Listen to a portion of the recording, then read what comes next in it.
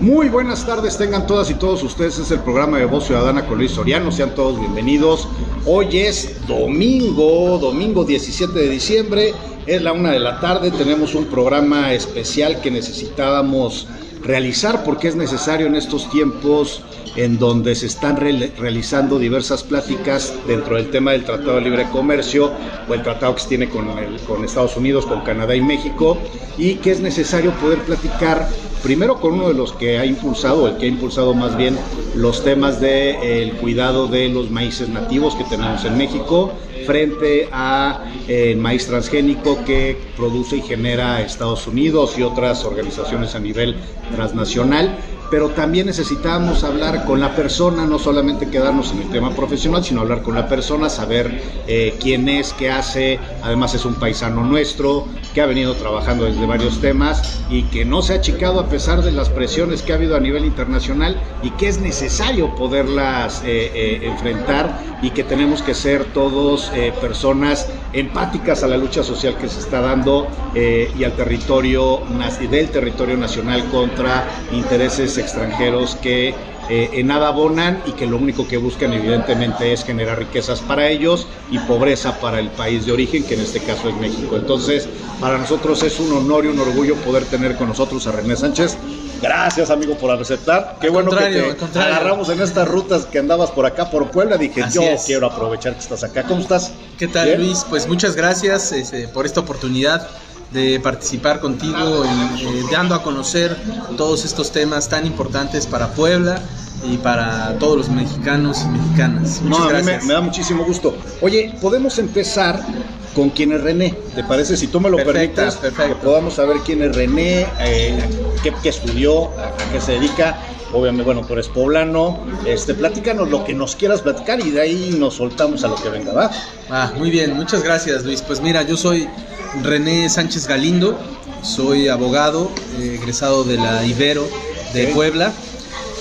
Aquí estudiamos, sí hice mis veranos allá en Santa Fe, pero soy egresado de aquí, de la Ibero de Puebla. ¿No? Toda la vida pues dedicado a las causas sociales. Fíjate que me ha tocado defender campos deportivos, unidades habitacionales, incluso presos políticos. Me tocó cuando estaba Moreno Valle, detuvieron a 3 jóvenes muy jovencillos de 20 años, 19 años, y pues sacarlos, ¿no? Porque estaban presos, y después ganarles la inocencia, porque pues ya sabes, era pura fabricación. Sí, claro. Como antes se hacía política reprimiendo a las personas, entonces también llevé casos de presos políticos, áreas comunes, defensa de créditos también me tocó llevar. Fíjate que cuando se hace el fraude de 2006 en las elecciones, se forma el gobierno legítimo para la defensa y de todos los abusos, y me invitan, tuve la suerte que me invitaran. Bueno, primero porque participé en la defensa de las elecciones que habíamos ganado, pero que pues nos la robó el tribunal, ¿no? Entonces, participando en eso, me invitan a defender a los ciudadanos que les estaban quitando sus casas, el Infonavit les estaba quitando sus casas. Más o menos? Estamos hablando, a mí me tocó participar de 2007 a 2010 más o menos, en esta defensa. Y Infonavit en esa época había vendido 50,000 créditos en todo el país a 2 empresas privadas, que es Citigroup y General Motors, que tenía General Motors un área de financiera, y compraron, no sé si se cuenta que General Motors compró como 15,000 y los otros 35,000 créditos los compró Citigroup. Eso es una forma también de vender al país, ¿no? Sí, por supuesto. De vendérselo a los particulares, porque créditos del Estado que terminan en manos de privados, pues provoca que los privados empiezan a hacerse de propiedades. Así es, ¿no? y además era un robo en despoblado, porque Infonavit, digamos, un crédito de la casa costaba unos 450,000 pesos, por decir algo, y el adeudo ya lo tenían en 1,5 millones, o sea, a pesar de que pagaron 1,5 millones, pero lo vendían en 100,000 pesos. O sea, la empresa privada, o sea, Citigroup y General Motors lo compraba en el 10% del valor. Entonces era un robo en despoblado, y obviamente llegaban ya no había ningún tipo de derecho, porque Infonavit te garantiza, como es de seguridad social, te garantiza, por ejemplo, un año de prórroga, te garantiza que solamente pagues el 25% de tu salario, te garantiza que si estás empleado el patrón ponga 5%, te garantiza una serie de cosas que ya estas empresas no garantizaban. Okay. Entonces, bueno, ahí en el gobierno legítimo pues promovimos amparos, 100 amparos me tocó promover, y además en la organización, porque se volvió toda una organización, que se llamaba Consejo de Vivienda, estaba el Barzón y estaban otras con la organización. Eminentemente de izquierda, casi. Sí, todos. Más bien todas eran de izquierda. Nuestra organización llegamos a rescatar 1000 créditos. Okay. O sea, 100 en amparo y 900 vía diálogo. Y con las otras organizaciones, del Barzón principalmente, y otros, del Estado de México, de Chihuahua, incluso me tocó ir a Tabasco, viajé por muchos lados, llegamos a resolver unos 5,000, 6,000 casos entre todas las organizaciones para que no les quitaran sus casas, porque los estaban despojando. Oye, mencionas gobierno legítimo. Así es. Habrá gente que sabe qué es, hay gente que no lo sabe. ¿Qué es el gobierno legítimo? ¿En qué año fue y por qué surgió? Sí, mira, yo creo que voy a empezar por qué surgió. Okay. ¿No? ¿Te parece? Mira, en la elección 2006, en la elección presidencial 2006, ya no estaba la hegemonía priista, porque el PRI llegó con mayorías hasta el 97 y con la presidencial hasta el 2000. Que llegó ahí Vicente Fox. Llega Vicente Fox. Entonces, para el 2006, o sea, el primer sexenio donde no iba a estar, digamos, el PRI controlando, bueno, o aparentemente, porque ya se denunciaba que el PRI y el PAN ya venían unidos desde el FOA-PROA, que es otra historia. Sí, desde esa época. Ya habían entregado la deuda de privados, la habían hecho pública, ¿no? Eso años antes. Entonces llega esta elección de 2006 y traía en todas las encuestas hasta arriba a Andrés Manuel López Obrador, el actual presidente de la República, y empiezan a manipular las encuestas, se acercan, hacen una campaña sucia, una guerra sucia, que hoy se está viviendo igualito, ¿no? Con el mismo personaje que es Max Cortázar, sí. ¿no? Con el mismo... con los mismos medios, ¿no? Con los mismos medios, es casi igual, un poquito más. Nada más que ahora ya se llama Latinus uno, ya se llama López Dóriga otro. Ya no aparece el Consejo Coordinador Empresarial en el anuncio, pero sabemos que está Claudio X González. Sí, no tiene como el logo, pero al final muchos de esa época o de esas generaciones están, ¿no? Así es, entonces en aquella época con mucho más control, con menos concientización de todas y todos, acercan las encuestas o manipulan las encuestas, hacen una guerra sucia mediática y al final no les alcanza, pero roban la elección. ¿Por qué?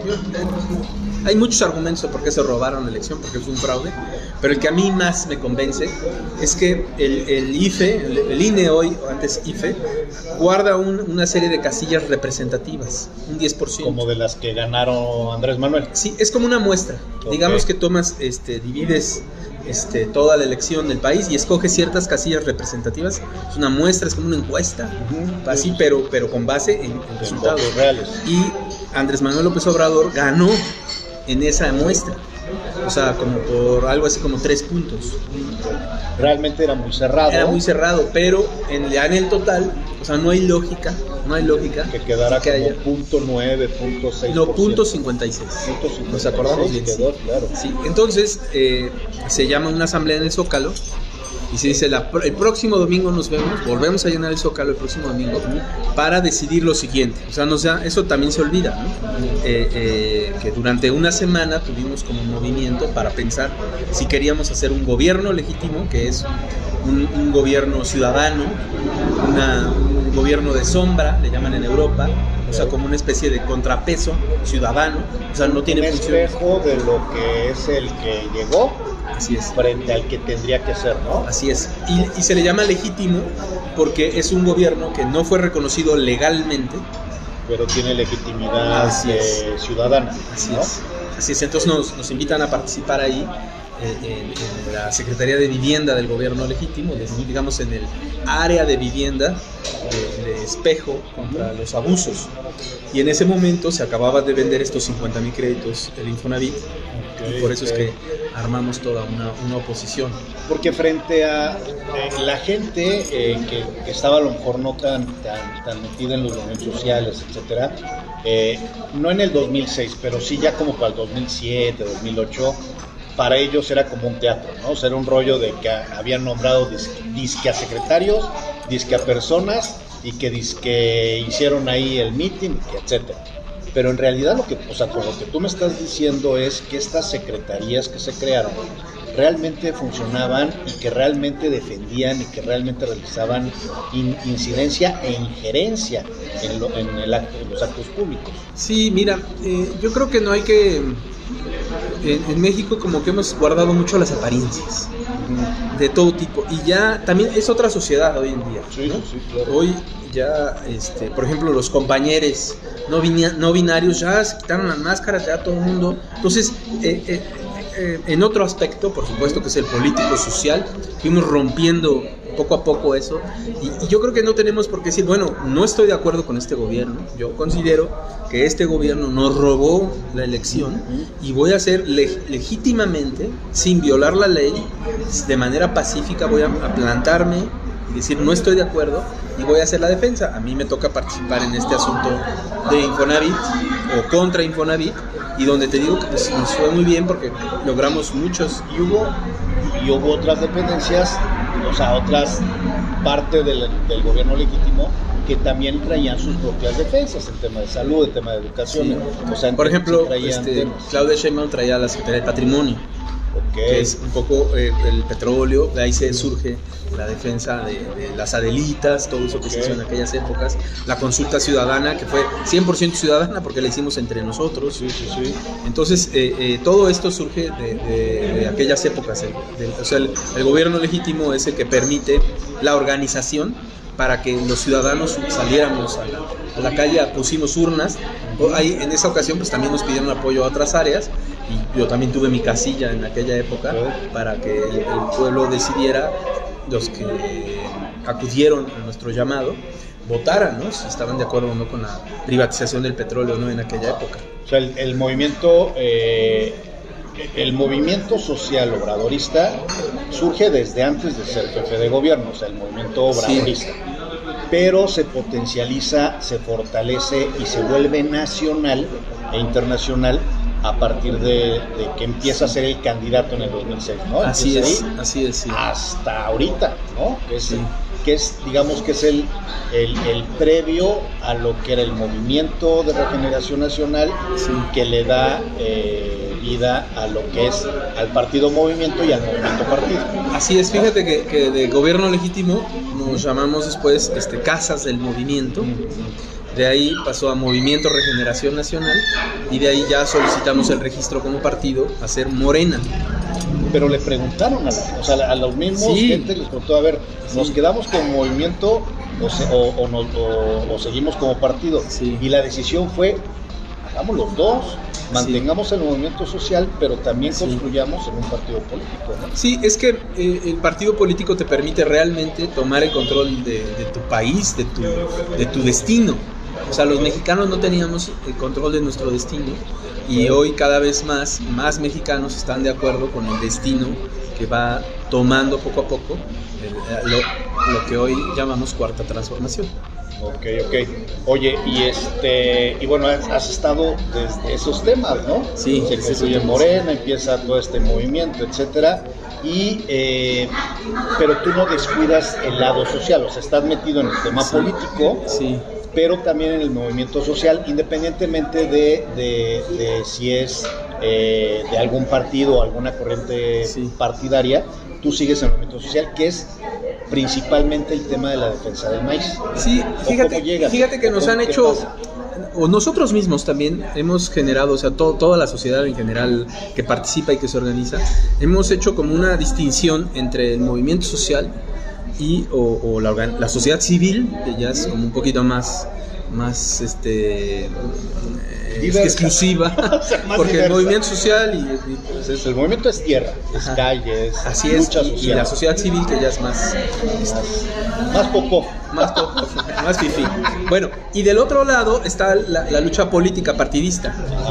Y la verdad hay como una idea de que esto es el agua y el aceite y que no se pueden juntar. Bueno, yo quiero decirles que el agua y el aceite sí se juntan y se llama emulsión. O sea, en física existe. Tú con distintos procedimientos puedes hacer una emulsión donde obviamente hay sus diferencias, aún en la emulsión se puede distinguir, pero ya casi con microscopio o con algunos elementos, o sea, sí se puede lograr una cohesión. Ok. Eso es importante. Entonces yo creo que no, ya, sobre todo a estas alturas, ¿no? ¿Por qué vamos a estar escondiéndonos? Que ahorita, ¿qué cachucha trae René? ¿No? O sea, no, la verdad es que no. La misma cachucha. Es la misma cachucha, son los mismos ideales y no tenemos por qué estar con vergüenzas. No, para nada. Esto es lo mismo, es la misma lucha, tú mismo lo dijiste. Yo creo que Morena, por eso también tiene la MO. MO significa movimiento, ¿no? Entonces claro. Hay quienes decimos yo soy más MO que Erena, ¿no? Sí, pero bueno, finalmente estamos cohesionados y por eso es que siempre hemos participado en este tipo de acciones. El tema del maíz, ¿en qué momento pasó frente a ti? Sí. ¿O en qué momento llegó a ti? Fíjate que yo digo que la verdad, yo creo que el maíz me ha perseguido hasta que te cayó el 20. Sí. Dije, ok, es por acá. Sí, la verdad que sí, porque años antes incluso de todo esto del gobierno legítimo, ya había estado muy cerca de una reforma a una ley la ley Monsanto le llaman, en el 2005, es la ley de bioseguridad, que pasó muy cerquita de mí, pero yo no me metí al tema. Yo estaba trabajando en el Congreso Federal y no me metí, ¿no? Yo estaba viendo otras cosas, veía lo de las muertas de Juárez, veía asuntos de los programas sociales, esas segundas del presupuesto. Bueno, sin embargo, en el 2010, ya después de todo esto del gobierno legítimo, me invitan a trabajar a Tlaxcala, en el Congreso de Tlaxcala, y ahí es donde me piden, ¿sabes qué me pidieron? Dice, vamos a poner en letras de oro la palabra maíz en este hemiciclo que tienen todos los congresos. Yo decía, pues sí está bien eso, pero eso ¿para qué lo quieren? ¿No? O sea, ya me dijeron no, me explicaron toda la problemática agrícola que se tiene, cómo llega la agroindustria transnacional y les va despojando sus tierras, y sobre todo lo más importante de este asunto es la semilla, que milenariamente la semilla se ha heredado entre las generaciones y los campesinos son dueños de su semilla, pero el modelo agroindustrial que no rige en todo el mundo, hay países que se han resistido, pero que sí va penetrando en todo el mundo desde los 70s, que le llaman la Revolución Verde, es que la semilla se la apropia una empresa transnacional. Hay ciertos mecanismos, ahí hay cosas hasta genéticas, pero esa es la diferencia. El punto medular es quién es el dueño de la semilla. El patrimonio colectivo se vuelve un patrimonio individual. Así es. Entonces tú ya para sembrar tienes que comprar la semilla, tienes que contratarla. Y si se contamina el terreno de al lado, tiene la obligación de darle regalías a la empresa dueña, ¿no? Así es, así es. Hay una película por ahí en una de estas televisiones restringidas, no sé cómo se llama. De televisión cerrada. De televisión cerrada, sí, que se llama Percy Smyser. Es un David contra Goliat, es lo que estamos platicando, pero en Canadá. O sea, de cómo la agroindustria se apoderó y al final gana él el juicio, no tiene que pagar, pero es real, pero la semilla la pierde. Sí, cierto. Cuando eso es lo que más valioso es. Nada más que aquí estamos hablando de 10,000 años. Y estamos hablando 10,000 años, ¿por qué? Porque hace 10,000 años, aquí en la cuenca del Balsas, en Puebla y Oaxaca, se logra domesticar un zacate o una especie de pasto que se convierte en maíz. Y durante esos 10,000 años se ha venido domesticando y acriollando hasta tener lo que hoy nosotros tenemos como maíz y la planta más diversa del mundo. No hay otra planta. ¿Cuántas variantes tiene el maíz? Bueno, miles y miles. O sea, pero porque, en México, por lo menos en nuestra. Mira, antes se conocía como razas y había, se consideraba 50 razas en México. Sin embargo, las investigaciones más recientes han demostrado que no hay tales razas, que genéticamente tienen la misma información. Son expresiones que tienen fenotípicamente, o sea, ¿qué es fenotipo? O sea, de vista, tú adviertes que es un tipo de maíz. Es por la tierra, por el aire, o sea, el ambiente Pues en el que sí, está. es una serie de expresiones o manifestaciones de la información genética que tiene el maíz. Parece muy elevado, pero es importantísimo, es lo más valioso que tenemos. Mira, cada ser vivo tiene en sus células, tiene su ADN, en su ADN tiene sus genes, y en sus genes tiene sus alelos. Nos vamos haciendo más pequeño, ¿no? Más microscópico, Okay. más molecular. Entonces, esa información puede expresarse o no. O sea, tú puedes traer información que no se expresa. Okay. Por ejemplo, no sé si sabías que los Homo sapiens, o sea, nosotros, tenemos un porcentaje de Neandertal. Sí, por el misma evolución, ¿no? Así, del Homo Neandertal. Ajá. Entonces, en Europa hay incluso más presencia genética de Neandertal que en el mundo, pero en general en todo el mundo es muy difícil encontrar un ser humano que no tenga genes de Neandertal. Okay. Entonces, el caso es que el maíz es mucho más rico. O sea, la diversidad genética que tiene el maíz sí es de 10.000 años, o sea, 10.000 años de climas distintos. Sí, que eso también provoca los cambios, ¿no? Y imagínate que su pariente silvestre, el teocintle, que es el que se da en estas tierras, solito, el maíz no se da solito, ojo. El maíz necesita el ser humano, y el ser humano necesita el maíz. Okay. Entonces, además sin maíz no hay país, dice, exactamente, ¿no? O sea, lo que hace la civilización en estas tierras mesoamericanas es el maíz. Sin maíz no hubiera habido civilización. Sí, todo lo desarrollo acá, ¿no? Así es. Entonces, esta característica del maíz tiene 10.000 años de memoria, pero su pariente silvestre, con el cual también pues puede haber transferencia genética, tiene 20 millones de años de memoria genética.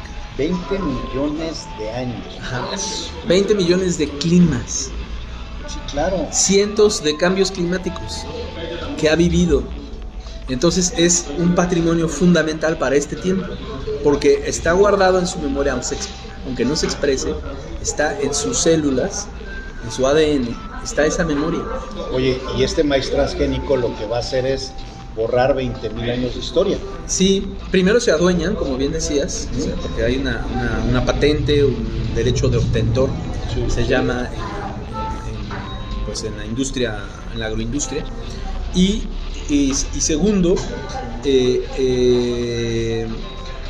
se crea una dependencia. Okay. ¿Por qué? Porque año con año todos estamos evolucionando. Sí. Todos los seres vivos. Si no paramos, ¿no? Todo el tiempo estamos evolucionando. Entonces, en cada cosecha, en cada siembra y cosecha, hay una evolución de las plagas, hay una evolución de los quelites, hay una evolución de otras plantas y animales que conviven en el ecosistema. Y eso motiva que se vaya modificando milimétricamente, ¿no? Así es. O sea, y si tú eres dueño de tu semilla, tú vas conociendo el campo y vas seleccionando y vas así funcionó la humanidad, por lo menos en estas tierras, 10.000 años. Claro. 10.000 años.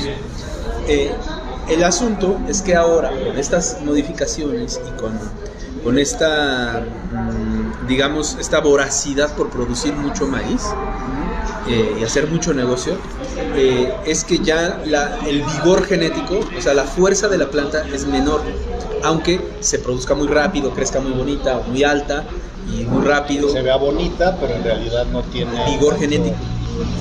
Que es precisamente, ya se vuelve como plastificado, ¿no? Casi de plástico. Mira, sabemos los seres humanos que no podemos tener descendencia con nuestros seres cercanos, o sea, con tus hermanos, tus primos. Genéticamente estamos unidos, ¿no? Ajá. Bueno, eso le pasa a los transgénicos, ¿no?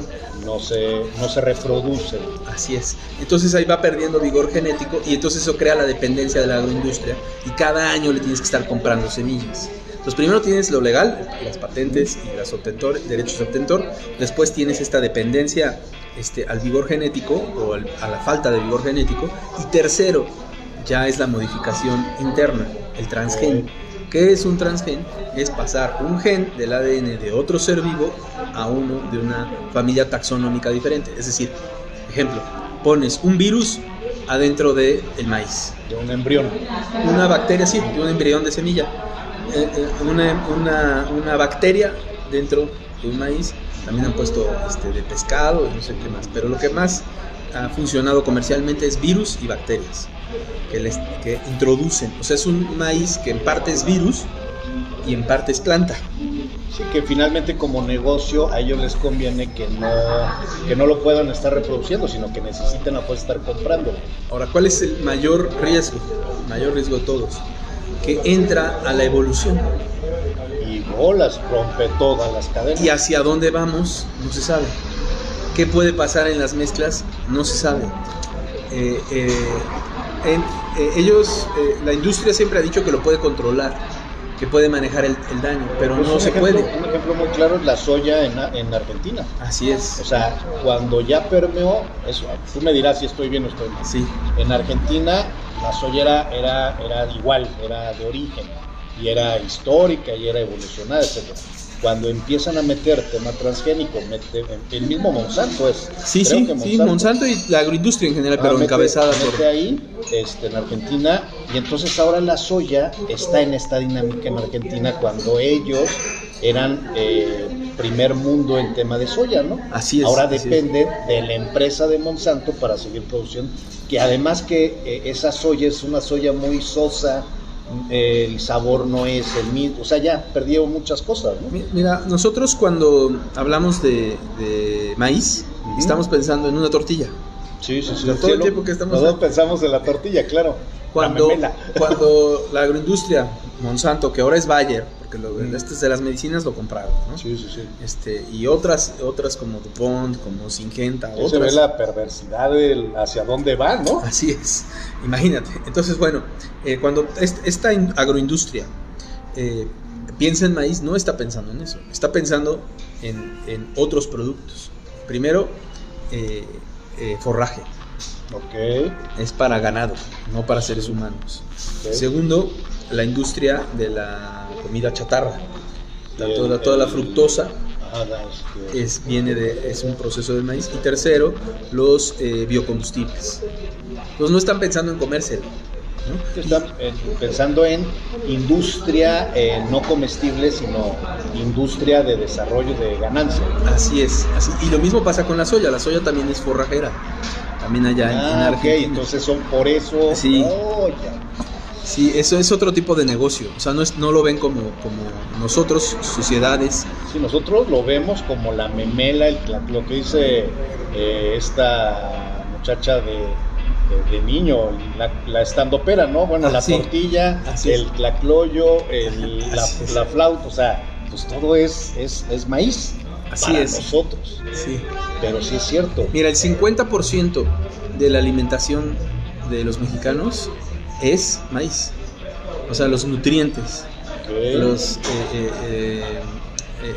que recibimos los mexicanos es la producción de maíz que se come en México es equivalente al 50% de lo que come una persona multiplicada por todos los mexicanos.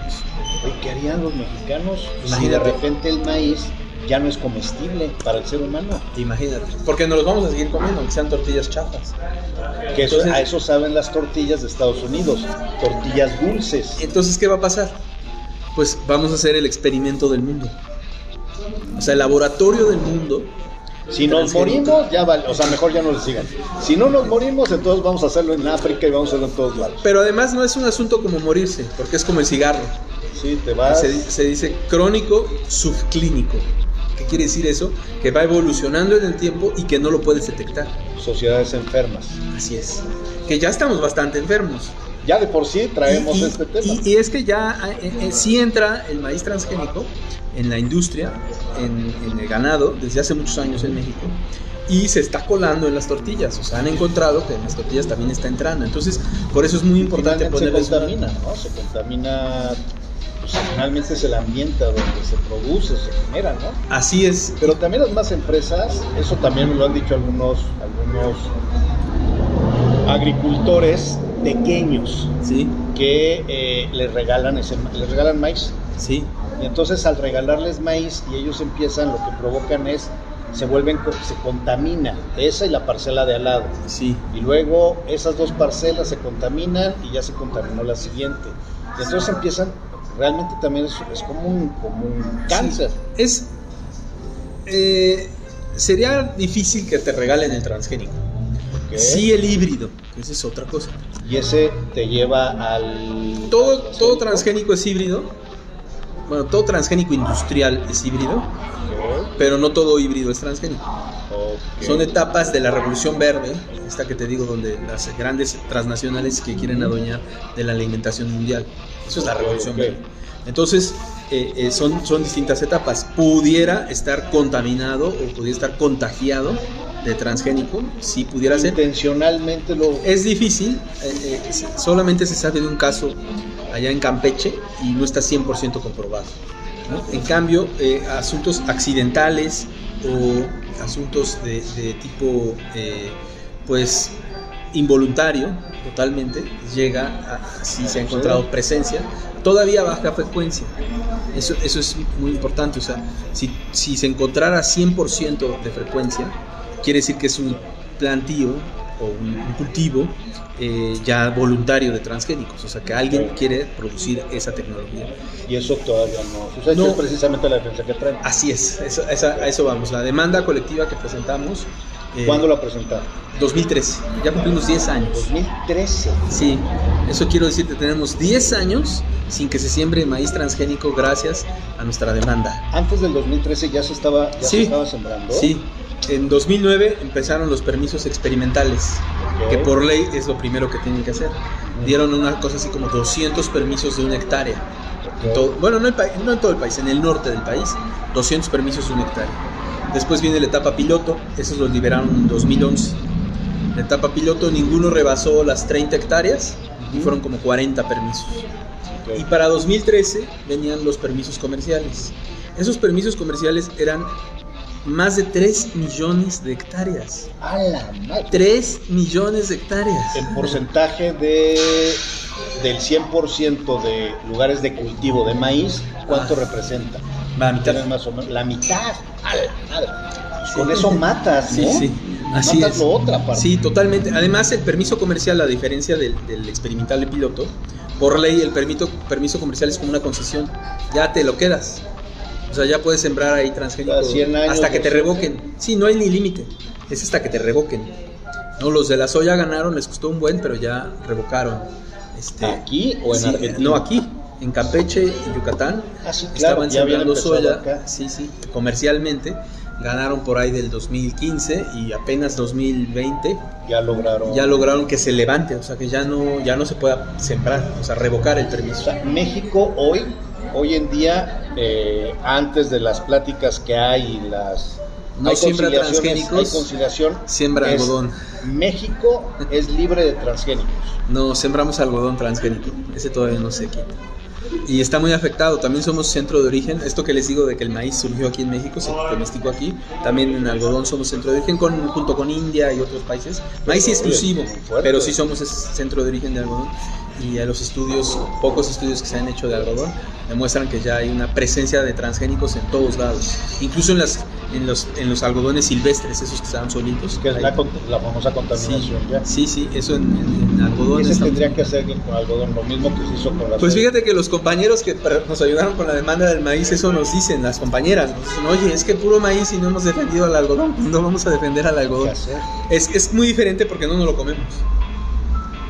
O sea, hay mucha, y no es un símbolo de identidad tan grande. Y salud pública, ¿no? O sea, no estamos hablando de un tema de salud pública, que sería la alimentación, pero estamos hablando de un tema de identidad cultural, ¿no? Mira, les tengo una propuesta, porque no nos ha dado tiempo a nosotros con lo del maíz, con la demanda esa que hemos venido asesorando y litigando. También en el algodón, lo que se podría hacer es que hace ratito les decía que hubo una fusión de Bayer y Monsanto, ¿no? Sí. Y entonces las autoridades europeas y las autoridades americanas dijeron, ok, Bayer, sí te voy a autorizar el monopolio Bayer-Monsanto, pero el área de transgénicos de Bayer, ya había área de transgénicos de Bayer, me la vendes a otra empresa alemana que se llama BASF. BASF, es también una agroindustria, no tan grande, pero agroindustria transnacional. Y esa orden se la dio la autoridad europea, se la dio la autoridad americana, y adivina qué autoridad no se la ha dado. ¿Romper el monopolio? Ajá. Es decir, el área solo vas a tener tu farmacéutica Bayer y tu crop science, le llaman, tu área de ingeniería agrícola o transgénica, vamos a llamarle transgénica más fácil, transgénica agrícola de Monsanto con el área farmacéutica de Bayer. Esos dos se juntan, pero el área transgénica agrícola de Bayer, esa no, esa me la vendes a BASF. Para que no sea un monopolio absoluto. Así es. ¿Y qué pasa en México? Tenemos algodón de Bayer sembrado.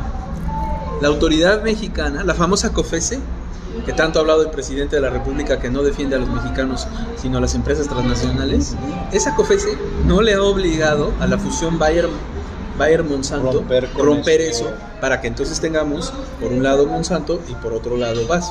Yo creo que eso sería la bola de nieve que nos ayudaría a dar para atrás a todo el algodón. Ya de ahí, digamos que es el inicio de la madeja del algodón, para romper con el algodón. Lo que pasa es que no hemos tenido, esos procedimientos se llaman de consolidación, si no me equivoco.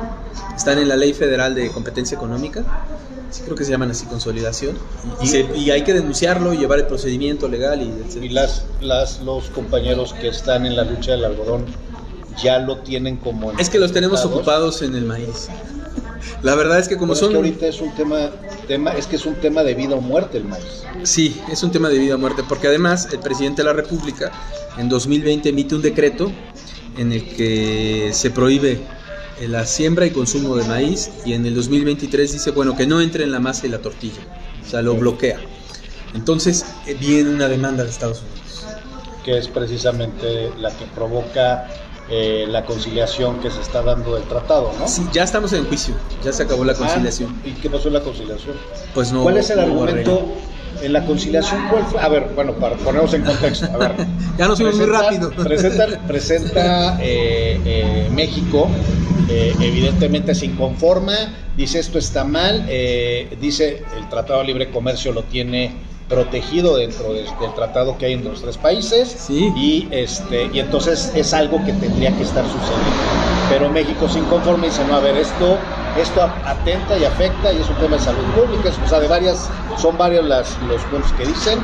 Estados Unidos le afecta evidentemente esta situación porque es mucha lana, es muchos recursos, es muchas industrias como tú dices, y entonces se genera una controversia entre dos países del Tratado de Libre Comercio, México y Estados Unidos. Supongo que Canadá también entra. Al final parece que no va a entrar. Ok, entonces Estados Unidos y México entran en conflicto, y el primer paso que tiene que haber es una conciliación. O sea, se ponen en pláticas de conciliación México y Estados Unidos para ver cómo pueden resolver esto. Da sus argumentos México del por qué no, da sus argumentos Estados Unidos del por qué no, por qué sí o por qué no, por qué sí, y en la conciliación se trata de buscar llegar a un acuerdo conciliatorio. Cuando no se logra eso, que es lo que me estás comentando, que no se logró conciliar nada, entonces pasan a la etapa judicial o judicializada del tratado, ¿no? Que le llaman panel. Bueno, aquí ya es el panel. Hombre, yo digo que es un juicio, pero... yo también opino lo mismo, que ya es el tema de, jurídicamente se va a tener que resolver, preguntarte, ¿quién es el juez? O sea, ¿quiénes son los jueces? O sea, ¿quién va a ser la autoridad imparcial que va a participar? Y ¿quiénes son las contrapartes? ¿No? ¿Cómo es? Mira, primero, ¿sabes? Obviamente uno habla con pasión del maíz, pero hay que decir también por qué es importante para Estados Unidos, y luego entramos a cómo se integra el panel o tribunal. Mira, ¿por qué es importante para Estados Unidos? Estados Unidos es el productor de maíz número 1 del mundo. Produce 10, 20, 30 veces más maíz que nosotros. ¿Qué maíz está? O sea, comestibles. Es que no es para comer, te insisto, es para tres cosas: para la industria de la chatarra, para el ganado y para biocombustible. Y las empresas dulceras, ¿no? Todas las empresas dulceras. Es la sacarosa, no es la sacarosa, es la fructosa. Es pues esto que nos hace daño de todos los... Tú vas a un Oxxo, está lleno. ¿Quieres ver fructosa? Métete un Oxxo, ¿no? Es lo más barato que hay para endulzar los productos. Así es. Y es lo que más daña, evidentemente, y es derivado de exprimir al maíz. Así, ¿no? del maíz industrializado, maíz transgénico que se siembra de manera... Y esos son los mismos maíces de los asados gringos que aparecen amarillos. Fíjate que parecen dulces. Fíjate que esa discusión la acabamos de tener y explicaban, mira, ponle que no es. El problema es justo lo que tú estabas diciendo en su momento. Contaminación. Exacto. El problema es que en Estados Unidos la regla es que pueden estar a 100 metros y 100 metros es absolutamente nada. Esta parcela es transgénico y esta parcela es estos maíces, ¿no? Así es. Manches. Entonces, la bioseguridad está en ley, no es palabra, sí es palabra extraña, pero está por ley. La bioseguridad en Estados Unidos tiene un límite mínimo. Entonces, pero ¿cuánto comen? La bioseguridad, más no la bioética. O sea, sí. Esa no existe en Estados Unidos. Fíjate, es que es lo mismo, es muy similar al cigarro. Sí. Si yo me fumo un cigarro y me fumo otro un año después, pues realmente a lo mejor sí me afecta, pero no, sí, claro. no me va a hacer daño. Entonces, una fumada, pero constantemente lo vas fumando, te vas desintegrando. Oye, si la mitad de mi alimentación es maíz, como en México, pues cómo no me va a hacer daño. Claro, ¿no? Además lo consumes diario. 3 veces al día o más veces. Sí. Los niños, el atole, chiquitos. Sí. ¿no? Entonces, el maíz es fundamental. A ver, decías de Estados Unidos. Y es un commodity, nada más. ¿Qué es eso de commodity? Es que es muy, muy importante para dimensionar qué es el maíz. Okay. El commodity es una mercancía que se utiliza en los mercados internacionales como moneda. Para provocar, como moneda, para intercambios. Okay. Entonces, y como tasa de referencia para hacer comercio internacional. Entonces, hay 5 commodities en el mundo que siempre están hasta arriba. Es el petróleo, obviamente, ¿no? El gas, el oro, la plata y el maíz. ¡Órale! O sea, siempre está el maíz entre los 5 o 10 primeros commodities del mundo. Por eso es tan importante para los americanos. Así es. Entonces, superproducción, los gringos. Superproducción, cadenas de producción, exportación y moneda. Es una moneda, valor, así es, financiero.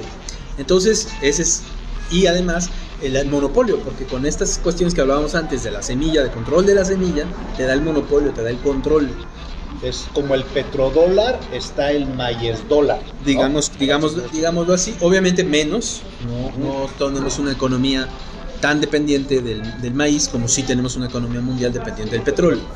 Pero sí está en la lista de commodities y entre los primeros commodities del mundo. Pues bueno, ya dimensionando esto, por eso nos demanda Estados Unidos, porque viene el decreto del presidente. O sea, nosotros en la demanda colectiva lo que prohibimos fue la siembra. Y el presidente en su decreto lo que dice es ya no vamos a importar maíz. Viene el conflicto y entonces el presidente, bueno, no para comernos. Entonces lo puedes meter al ganado, lo puedes meter a la agroindustria, a la industria de fructosa, pero no lo puedes meter a la tortilla, a la industria de la masa y la tortilla. Sí, porque también viéndolo desde los dulceros del país, ¿no? La fructosa finalmente es parte de su materia prima, sí, que les permite mantener precios bajos en sus productos, porque a diferencia con el azúcar tendrían que elevar mucho el valor de... Bueno, eso les vamos a caer después, productos, ¿no? A ver si el segundo piso, tercer piso de la cuarta. Pero ahorita después les caemos. Pero el tema es que finalmente es una industria también muy fuerte. Sí, ¿no? fuertísima. Y entonces, y también genera muchas cosas. Cuando empieza en esta etapa ya, como en la etapa en donde están en la primera etapa, el primer piso de la 4T, sí, etcétera, sí, muchos dulceros o casi toda la empresa dulcera se preocupó muchísimo, o quien usa fructosa, ¿no? Que no nada más son empresas dulceras, sino todos. Refresqueras. Se preocuparon muchísimo. Que las refresqueras, a mí tengo mis asegúnes, ¿no? Porque son complejas, salvo esta Boing. Sí, que es la de Pascual. Que es mexicana, que es, o sea, sí hay temas claroscuros que hay que analizar y que hay que mejorar para los mexicanos, pero esta restricción que de origen se iba a dar se iba a afectar a todo un sector que utilizaba la glucosa, ¿no? Y ya, pero sí dimos un avance, los octágonos, los sellos estos negros. Eso es parte, es un avance, se espera que las siguientes generaciones ya les caiga el 20. Pero ahí va avanzando, vamos avanzando también. Es importante que decir, o sea, a ver, el presidente, si hubiera sido el presidente Andrés Manuel a rajatabla, hubiera reventado todo eso, ¿no? Lo que nos falta. Fue un tema de conciencia social y de conciencia actual, ¿no? Decir, ok, a ver, sí tenemos que ver esto, pero tenemos que empezar a conciliar también estos temas. Como dice el priorizar.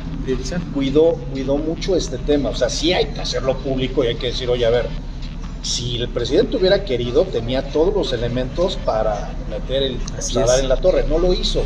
Cuidó estos temas, lo que dice, bueno, ok, ya a lo mejor en el cuarto piso, en el quinto piso, ya se podrá hablar de este tercero, ¿no? Tercero, en el siguiente, del que viene al otro, ¿no?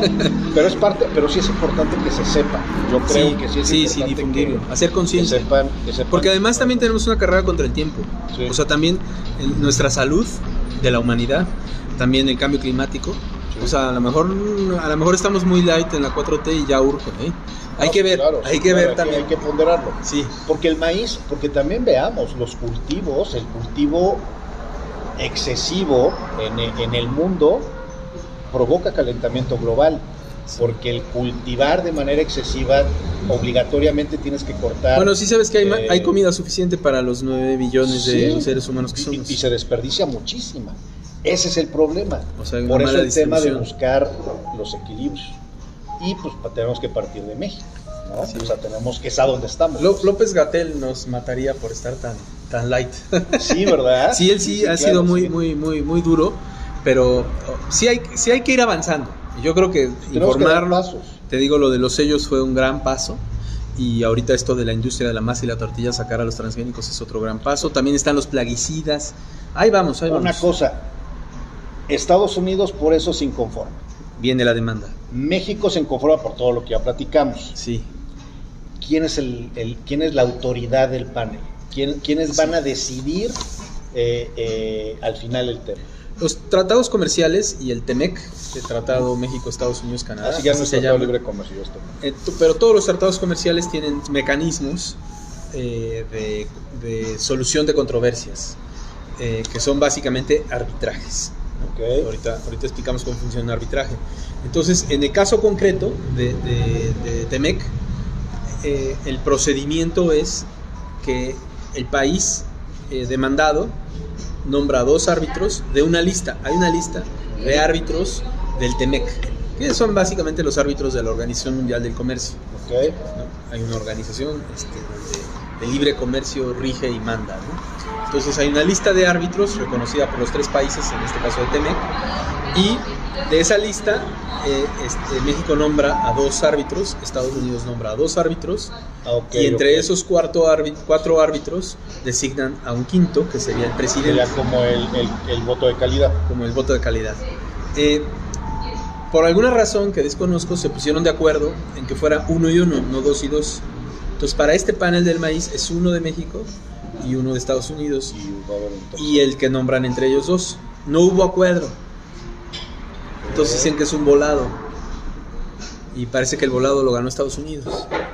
El presidente del panel, que está ahorita conociendo, es un árbitro que tiene mucha experiencia, muchos años, que por ahí del 2006, más o menos, no me acuerdo bien, 2004 tal vez, permitió la entrada de transgénicos en Europa. Ajá. Entonces, ¿qué hizo Europa? Que es lo que no queremos que la cuarta transformación llegue a tener que hacer eso. ¿Qué hizo Europa? Perdió y pagó, pero no entraron los transgénicos en su alimentación. Pagar significa pagar una sanción gigantesca, sí, por algo que pagar como si sí lo importaras.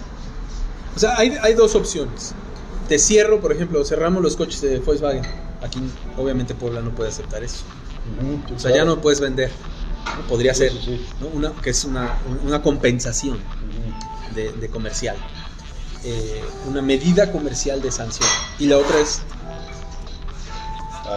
a cash.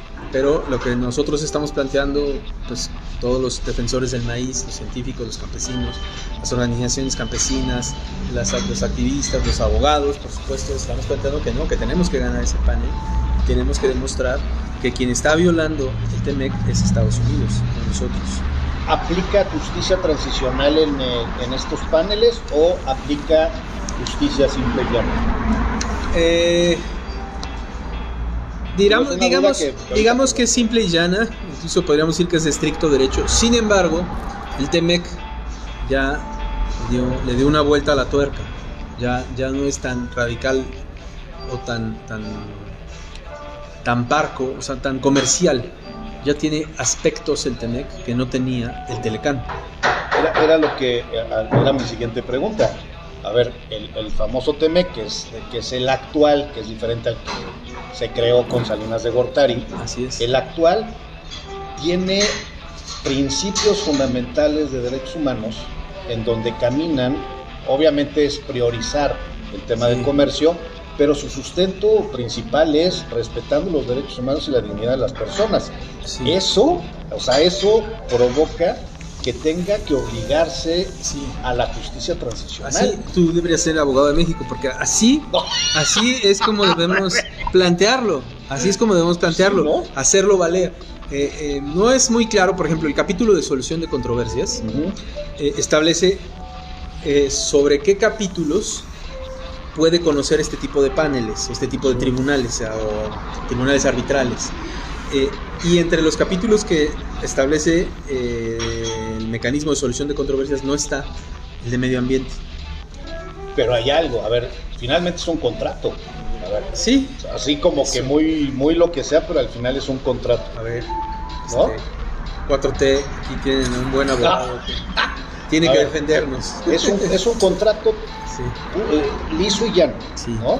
Y el contrato liso y llano, si tiene cláusulas, y esto es una regla internacional, si el Tratado de Libre Comercio tiene dentro de sus cláusulas el contrato, tiene cláusulas que son contrarias a los mismos principios que está estableciendo el mismo contrato, que precisamente es que todos los derechos humanos tienen que haber dignidad, por eso el tema del salario mínimo se tiene que incrementar en México, por eso el tema de las jornadas de trabajo, o sea que son obligaciones, la elección sindical, el tema de la transparencia, o sea, todo ese tipo de temas obligan a México a tener lo que hacer precisamente por la dignidad de los derechos humanos, sí, o sea, también este MEC por vaquita marina, pero todo esto son reglas transversales para todo el contrato, aunque el capítulo no lo contemple, las reglas básicas originales sí. Y entonces, a ver, bajo este esquema y dentro de los paneles que existen, que son paneles evolutivas, o sea, yo diría de una manera muy simple, defendiendo a México, yo no puedo violar el TEMEC si estoy cumpliendo el TEMEC. O sea, es ilógico. Estoy violando el TEMEC por no permitir la importación de maíz transgénico y estoy cumpliendo el TEMEC por no permitirla. O sea, no es lógico. Y que viene el principio el principio pro persona. Así es. Que rige, aunque no lo contemple, a todo el mundo. Por lo menos todos aquellos que tienen firmada la Declaración Universal de los Derechos Humanos, que son parte de la ONU. O sea, tendrás claro que Estados Unidos se ha rehusado a firmar muchos tratados medioambientales. Pero no la Declaración Universal de los Derechos Humanos. Sí, no. Pero ¿qué crees? Yo digo que ya los firmó indirectamente con México.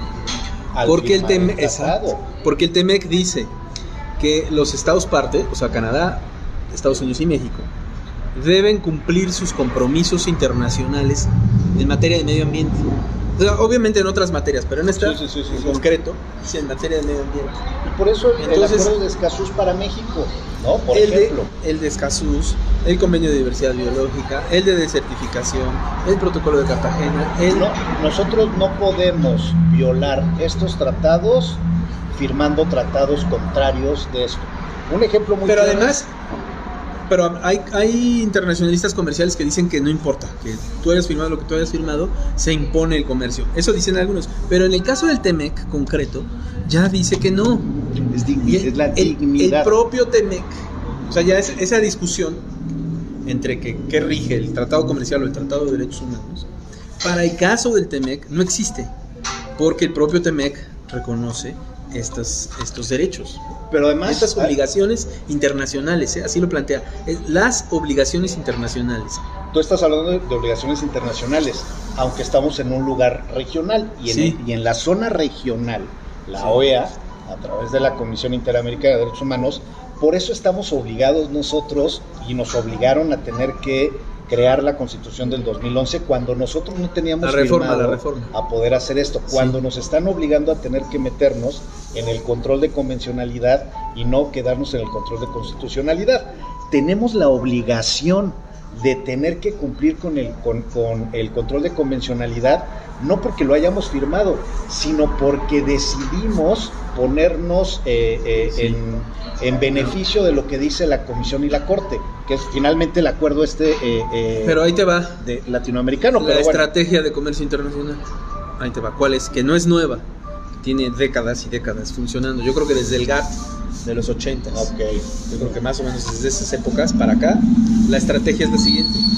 La estrategia es: un país invierte, vende, hace comercio con otro, o sus empresas hacen comercio con otro, con las dos opciones, con la garantía internacional de que me vas a respetar el comercio. Tú puedes, país, publicar las leyes que quieras, eres soberano. Yo no me meto con tu soberanía. Eso dice, es un poco hipócrita el modelo de comercio interior. Yo no me voy a meter con nada. Tú decides lo que tú quieras.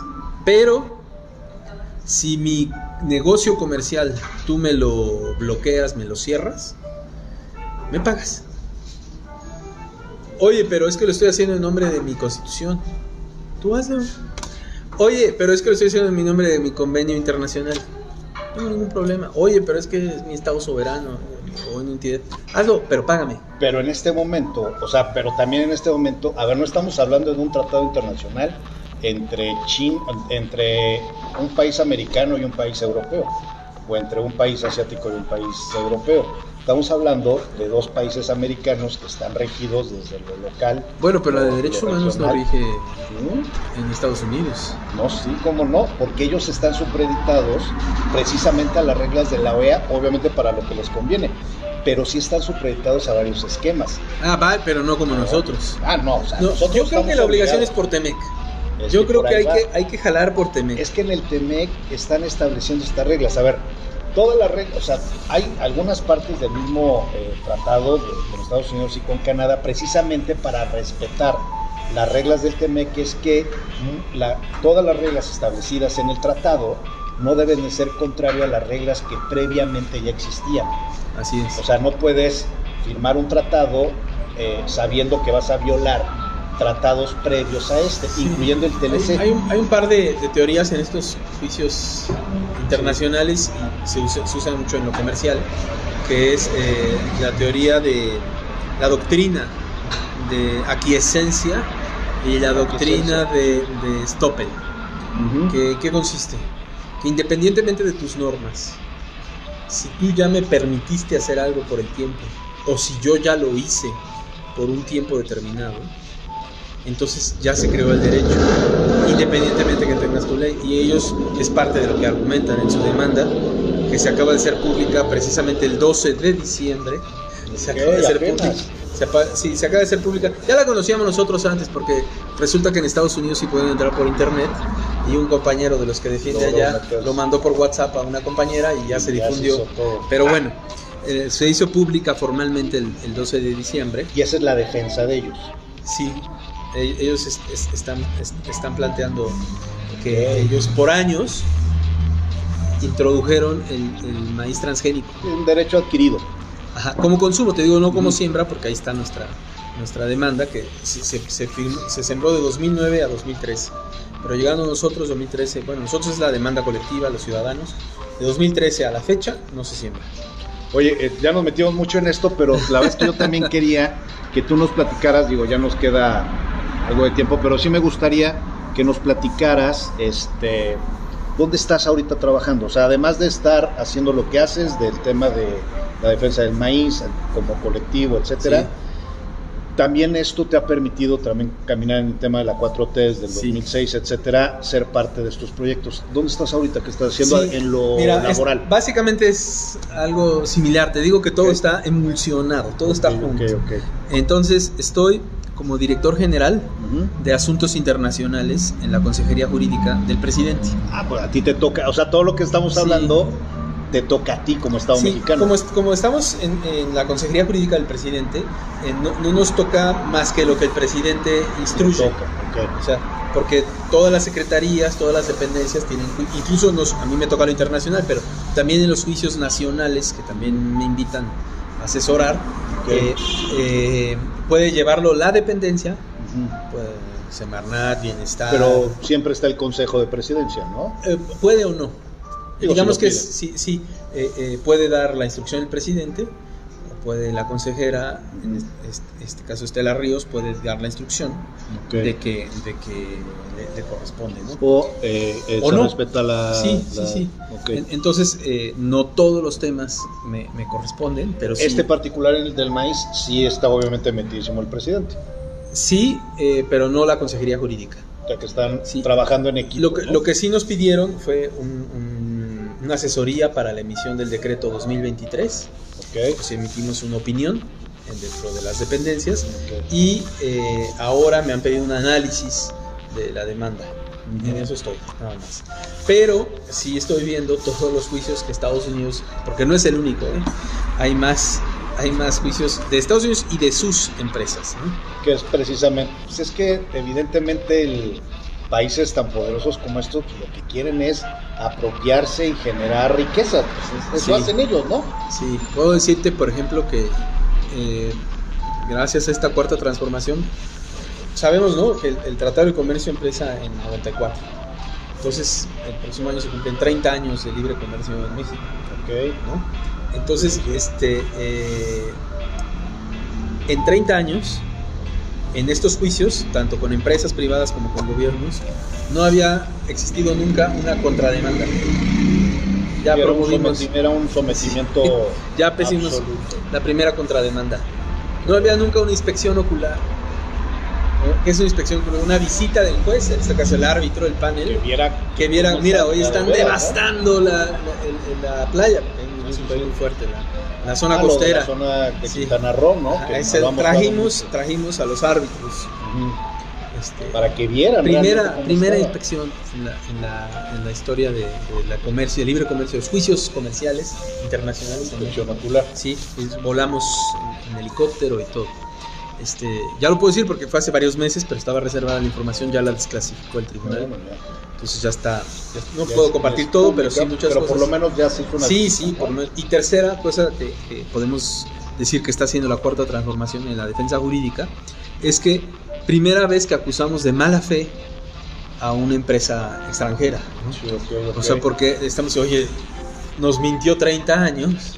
¿Qué es lo que dice Andrés Manuel? No, oye, yo le decía y me decía, no, ya no lo hago. Entonces se iba y mientras no estaba, volvían a hacerlo, regresaba y volvían a hacer. Esa fue la gota que derrama el vaso de agua, porque se da la instrucción y ¿qué crees que encontramos? ¿Qué crees? ¿Qué? Que a la autoridad financiera de Estados Unidos le declaraba el doble de toneladas autorizadas, cuando en México se le habían autorizado fue Julia Carabias de Cedillo y Camacho Solís de la Madrid, la mitad. Grave, ¿no? Gravísimo, porque está mintiendo o a la autoridad americana o a la autoridad mexicana o a las dos. Que a la mexicana. Bueno, sí, o a lo mejor extraía hasta más. Porque allá le decía autorizado. Sí, porque a lo mejor termina extrayendo más, porque esto también es parte del tratado. Sí, porque ellos finalmente no lo dicen así, pero los iban a doblar, ¿no? Como dice el presidente, sonó la campana y ya llegaron así, pues ya no te vamos a autorizar nada, ¿no? María Luisa Albores ya les puso un alto, la secretaria de Medio Ambiente. María Luisa es poblana, ¿no? Totalmente les puso un alto, a través de Profepa y a través del área jurídica de Semarnat.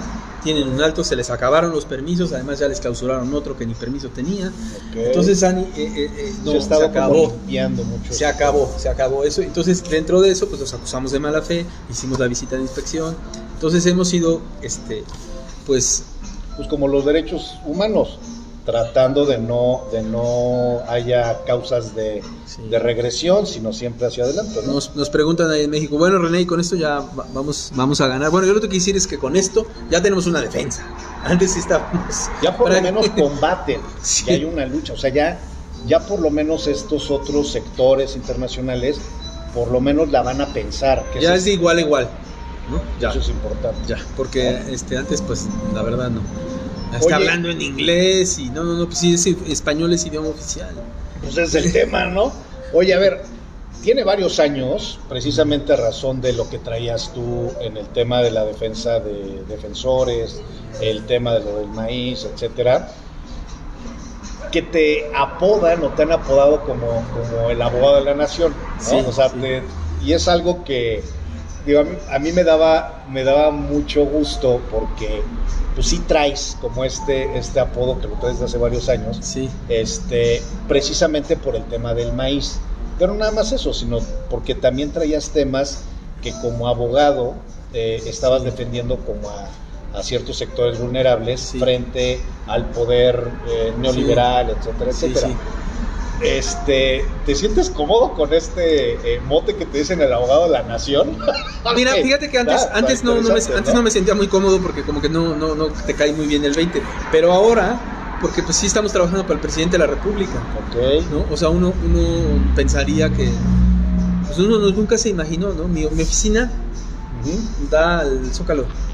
Okay. Tengo ventana al Zócalo. Entonces, okay, sí, mi cubículo, ¿no? Sí. Es un cubículo ahí que tenemos. Sí. Ahí mismo se reúne el equipo, ¿no? Y nos metemos todos, nos apretamos, ahí nos reunimos a hacer estas defensas que te platico. Entonces, pues sí, tarda en caerte el 20, ¿no? Porque uno estaba más bien en el Zócalo, manifestándose. Sí, que obviamente el tema voto por voto, ahí estábamos. De entender que lo que estabas haciendo era provocar incidencia. Así, ¿no? Es. Y hoy no provocan incidencia, hoy generan cambios. Así es. O sea, es ese cambio, un granito ese de chip. Un maicito de... Un maicito. Una semillita de maíz. Está bien. ¿No? Entonces sí, ya, ahorita ya como que ya te cayó el 20. Porque sí, como que fíjate que ahora es porque ahora... mira, te voy a decir una cosa.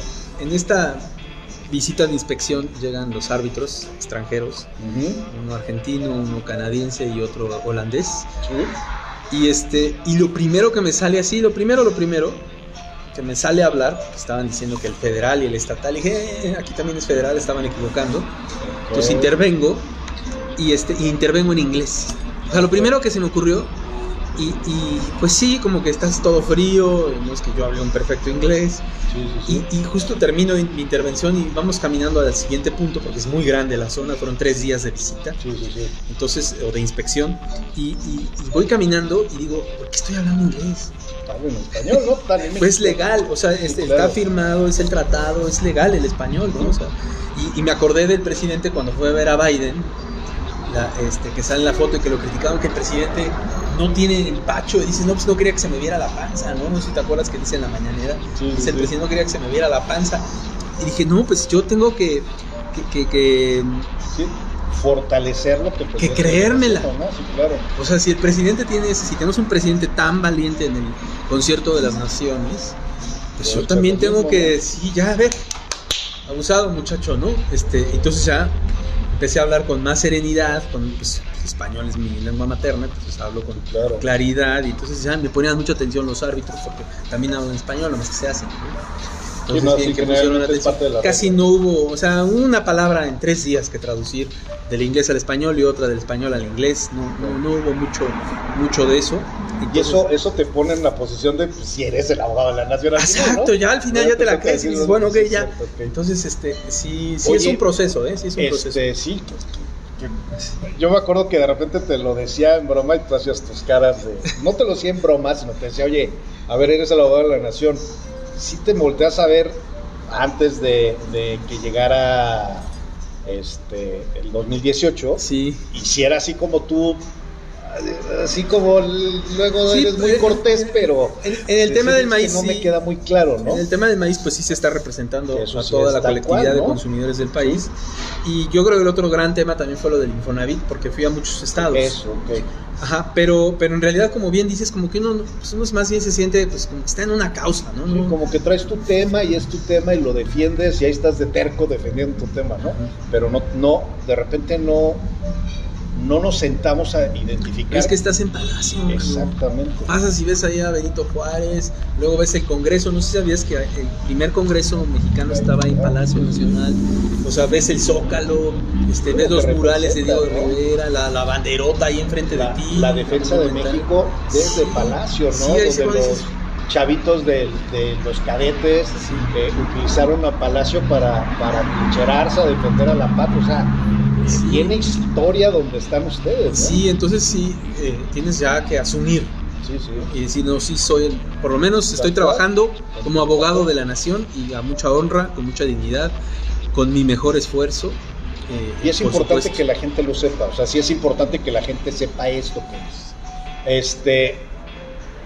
Fuiste candidato a diputado federal en la pasada legislatura, con temas bien complejos que están viviendo en Puebla. No necesitas decirlo tú, yo sí lo voy a decir. Sí. Con un Barbosa traicionero, ruin, mafioso, que solamente se dedicó a beneficiar al neoliberalismo, que se dedicó a beneficiar a los contrarios, a la 4T, a Morena, a las izquierdas.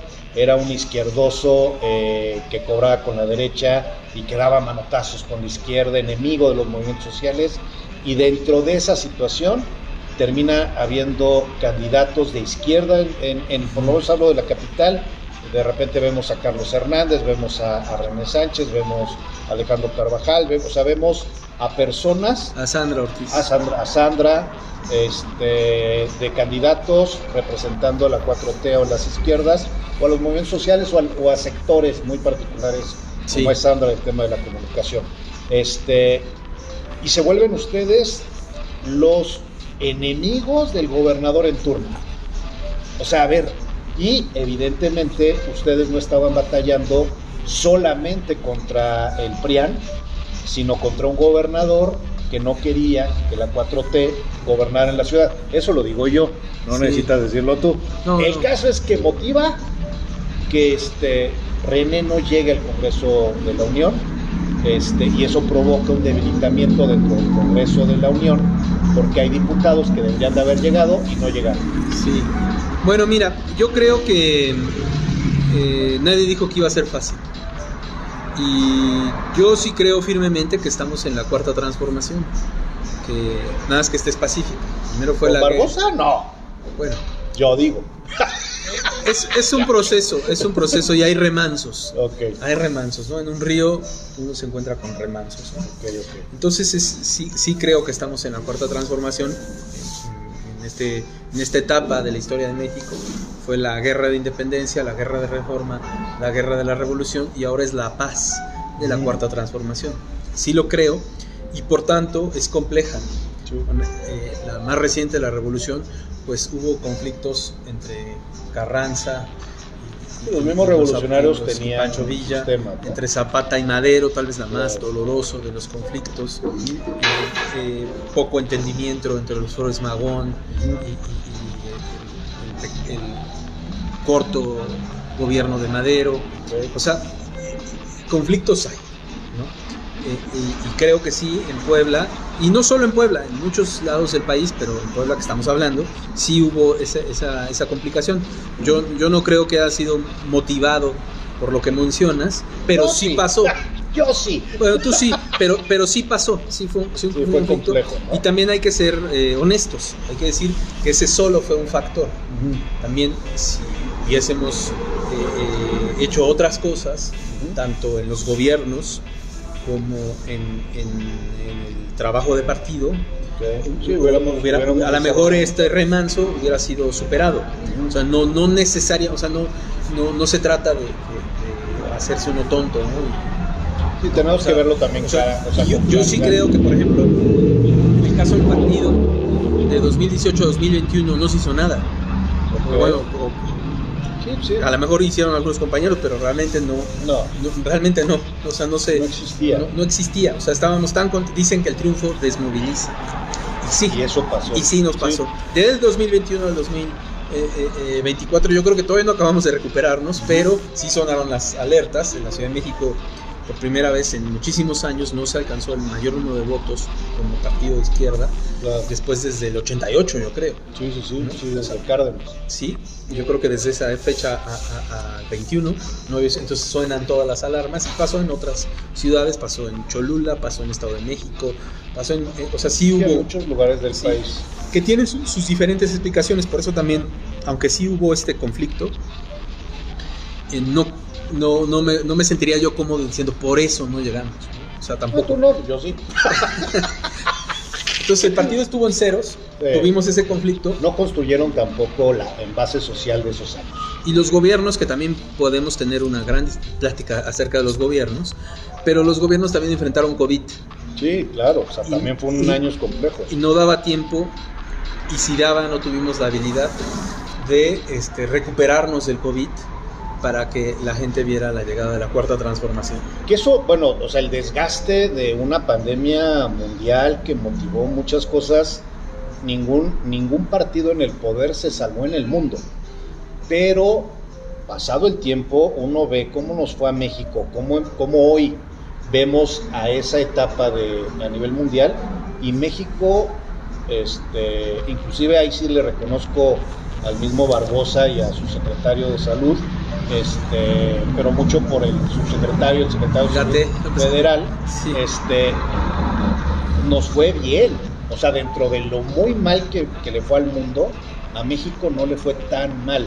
Sí. Evidentemente es difícil porque con tantas pérdidas de vida es muy doloroso, es difícil decirlo, pero sí, efectivamente hubo potencias mundiales que sufrieron más estragos que México. Y el desgaste es para el partido en el poder. Y México pues no es un país potencia, vamos para allá, te digo que sí, ya vamos, todavía no, pero estamos muy cerca, pero cuando llega no éramos potencia. Y segundo, tenemos una gran crisis de alimentación, claro, de nutrición. Sí. Entonces esos dos factores ponían más difícil el COVID. Sí, un gran riesgo. Mira, la responsabilidad que yo tenía entonces, nosotros no hacíamos ningún arresto, no pedíamos ningún arresto, pero cuando llegó COVID sí ordené algunos, porque era necesario. Pues es discutible, ¿no? Yo puse a un equipo jurídico a acompañar todo el proceso para garantizar que no hubiera malos tratos. Lo garantizamos, todos los procesos se documentaron, pero más bien quería decirles, ¿saben qué? No pueden desordenar el poquito orden que tenemos, sí, es una cuestión sanitaria. O sea, ante condiciones extremas, que es una pandemia mundial, pues tiene que haber medidas extremas, ¿no? Y eso sí lo enfrentaste.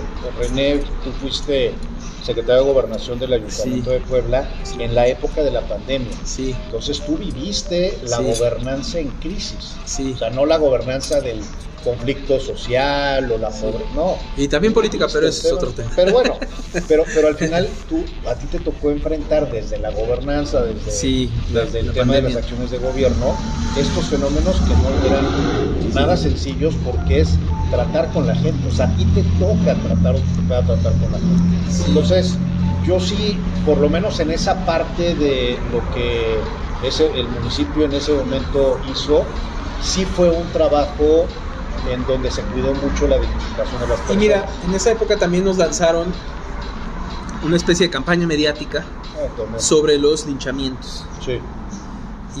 Y era una especie de provocación a la mano dura. Sí. Y a responsabilizar al acto de gobierno directo. Uh-huh. Y lo que nosotros siempre respondimos es que se tenía que judicializar. O sea, que el mejor mecanismo era revisar qué estaba pasando. Y no solo al linchamiento. Porque generalmente si había un linchamiento verdadero, porque hubo 2 fakes por ahí. Sí, claro. Que no fueron, si no fueron a aventar ahí cosas. Sí. Pero bueno, los que yo registré a lo mejor hubo más.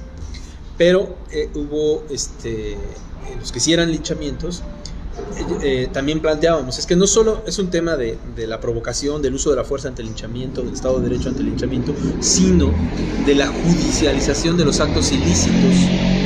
O sea, robo, para decirlo, no andarnos por las ramas. Claro. O sea, llegaba un raterillo, la gente se enojaba y le ponía una golpiza, ¿no?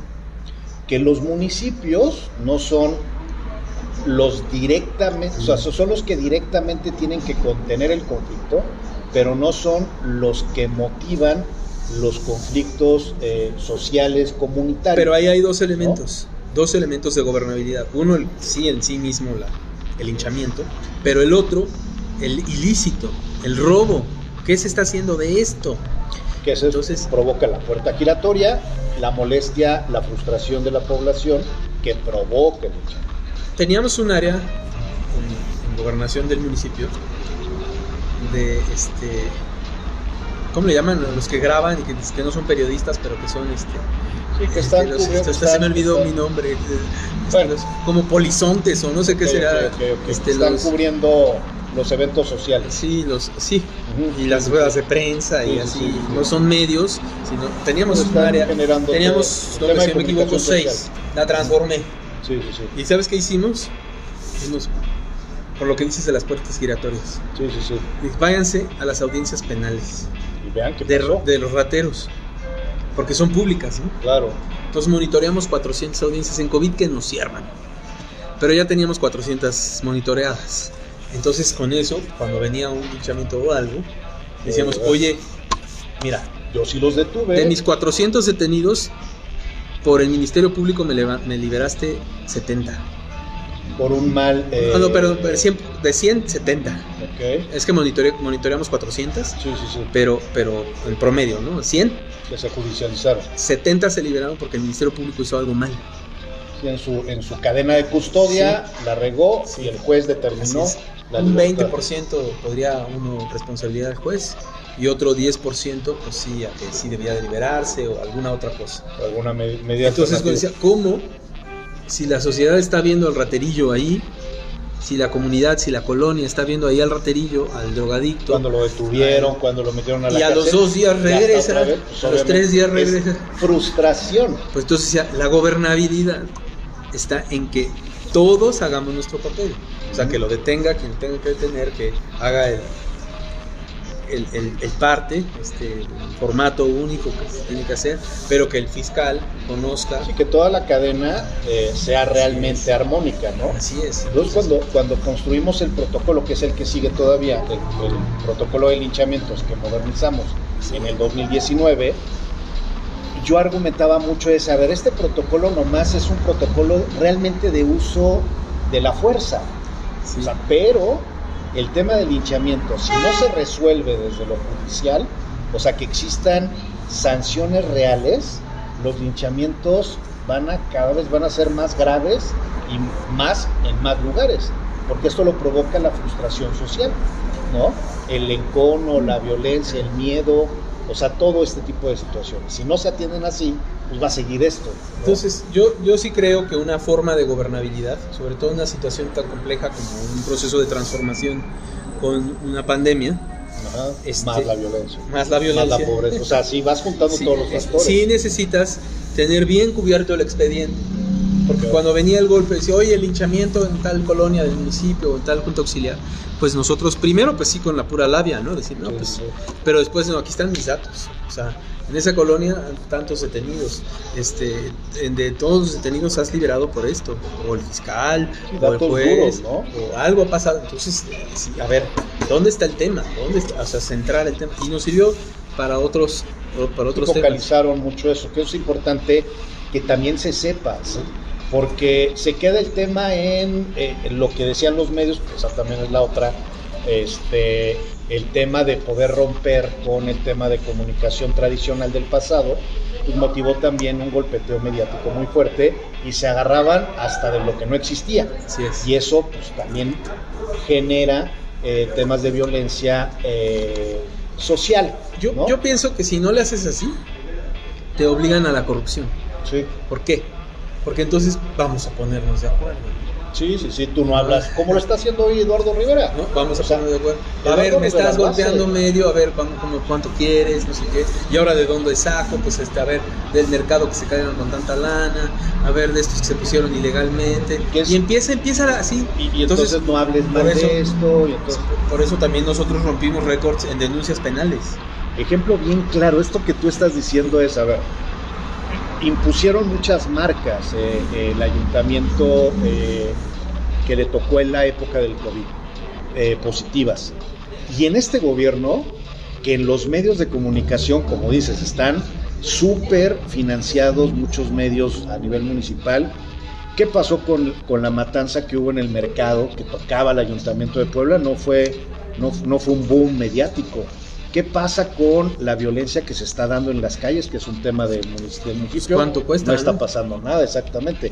¿Qué está pasando en este momento con el tema de los fríos y la población en situación de calle? Que la misma directora del DIF municipal que está hoy dice, no sé cuánta gente hay en situación de calle, y dice que no sabe y nunca dice que va a saber. Nosotros como organización sabemos que por lo menos existen 1,000, un poquito más de personas en situación de calle. ¿Qué política pública puede hacer el DIF municipal con esto? Y además los medios de comunicación, ¿dónde están diciendo esto? O sea, y no sabe por qué no trabaja, porque sí están los refugios, sí existen, y sí está protección civil. Pero lo rebotan. Mira, hay 30, 40. Bueno, lo que quiero decir es que sí hay un aparato burocrático que atiende el tema. Que tendría que atender, sí. Mal, lo que quieras, pero ahí está. O sea, podrías tener un dato. Podrías tener un dato, ¿no? Sí. No lo tienen. O sea, no tienen ni la capacidad de sentar. Por lo menos pasa lista, sentar, mano, sí, ¿no? a tu jefe de departamento, a tu, no sé, a alguien, decir, ¿sabes no qué? Lo hace. Que pasan un número. ¿No? Pero nada más es eso, nada más pedir un número. Y esto no detona en la situación mediática de lo que está pasando. Entonces, no, a nosotros no era así, mira, con que una luminaria no estuviera prendida en el mercado era primera plana. Y era un tema de vivimos en la ciudad de la oscuridad, ¿no? Con una luminaria. Dice, sí, con que hubiera una riña, o sea, pero no riña de golpes, sino unas palabras, ya salía en la televisión. Y veo lo que está sucediendo en la violencia en el municipio. Entonces cuando porque suceden cosas en una ciudad tan cosmopolita, tan grande, tan pues tan diversa, con tantas clases sociales, sí suceden conflictos, por supuesto, y entonces uno tenía que estar preparado, porque cuando llega uno de esos conflictos, tú dices, mira, en esta zona tenemos tantas denuncias, en esta zona tenemos tantos detenidos, etc. Sí, lo tenías mapeada la ciudad, sabías, inclusive las policías sabían a qué iban. Sí, yo tenía lo del conflicto social y las denuncias que tenía que hacer el gobierno, y la Secretaría de Seguridad tenía todos los datos. Pero trabajaban en equipo. Sí, coordinados. Oye, evidentemente todo esto que platicamos, este desgaste que también se da, te vas de candidato en ese momento, entre lo que yo dije, entre lo que hemos platicado y otras cosas que no hemos platicado, te pone en una situación compleja frente a un proceso electoral, en donde es un tema de medios también, etcétera, etcétera. Y no llegas, y eso nos vulnera a los poblanos, porque pues, el abogado de la nación finalmente no está en el Congreso de la Unión viendo estos temas, y desafortunadamente llega un representante del neoliberalismo que trae temas perversones, de privatización de Valsequillo, o sea, temas muy gachos que trae desde gobiernos de Moreno Valle. Hoy se abre un nuevo proceso en México a nivel nacional, y ¿tú qué esperas de este nuevo proceso que se pueda dar en México? Hoy está la precampaña de la presidenta, de las que van a ser presidentas o quieren ser presidentas, Claudia Sheinbaum por un lado, Xóchitl Gálvez por el otro, y quién sabe del Movimiento Ciudadano, pero está la precampaña. Y de ahí pues, obviamente se va a desprender el tema de senadores, diputados federales, gobernador en Puebla, diputados locales, presidentes municipales, regidores, síndicos. O sea, en Puebla nos cae todo el cambio de toda la estructura. ¿Tú cómo ves esta nueva realidad, esta realidad a la que te tocó enfrentar en ese momento? Yo espero que repitas ahorita, pero bueno, de eso no sé si sea momento, si no en su momento lo platicaremos, pero ¿tú cómo ves ahorita el escenario en Puebla? Mira, yo veo que la cuarta transformación está más consolidada, que ha avanzado mucho en el ámbito nacional. Hemos consolidado los programas sociales, se ha consolidado las obras, ha habido mucho empleo, viene la recuperación, se disminuyó la pobreza. Eso es, yo creo que lo que más orgullo da, ¿no? Haber participado desde esas manifestaciones que te decían. Sí, claro. O sea, que eso ha significado una semillita de maíz. Se está cristalizando, ¿no? Sí, la verdad es, yo creo que eso es muy, muy importante. Sin embargo, otra vez, en el ámbito del partido, yo ahí, fíjate que lo veo, hace 3 años era como, no hemos hecho nada como partido, y hoy, aunque sí se ha hecho más, lo veo más difícil, porque ya somos la joya de la corona. Todos quieren. O sea, una dirigente muy importante, una dirigente nacional de Morena me decía, es que el conflicto ahora ya no es hacia afuera, ya está dentro. Sí, está adentro. Oye, sí. Pero a ver, hoy también es una realidad diferente a la que te tocó competir en ese momento. Sí. Hoy sí tenemos un gobernador conciliador, respetuoso, ¿no? Salomón ha sido sí, apoya al presidente de la República, que está al 100 con el presidente, pero también ha sido conciliador, ¿no? Sí, o sea, también. Creo que también hacia adentro. Político, bien, está haciendo su trabajo político bien. O sea, tenemos un buen gobernador. Sí. Y eso ayuda también, a diferencia de hace 3 años. También la tiene difícil, porque en poco tiempo no puedes hacer gran cosa. Y le ha tocado poco tiempo. Sí, bueno, sí, también. También hay que considerar eso hábil. Ahí habría que agregarle hábil, porque ante poco tiempo está dando una impresión de conciliación y de consolidación de la cuarta transformación. Entonces eso es habilidad, porque hay poco tiempo, tomar las riendas. Y es bueno, ¿no? O sea, esto... Es hábil, muy hábil. Hoy Puebla no se ve tan violentado, tan dividido.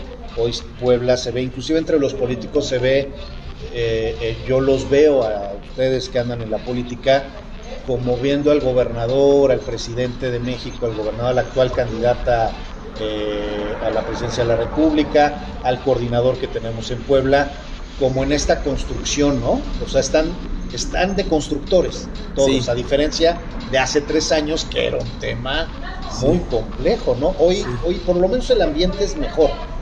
Sí, digamos que hace rato poníamos el ejemplo del remanso, digamos que ahora sí el río va corriendo, ¿no? Ok. Tiene obstáculos, pero va corriendo el río.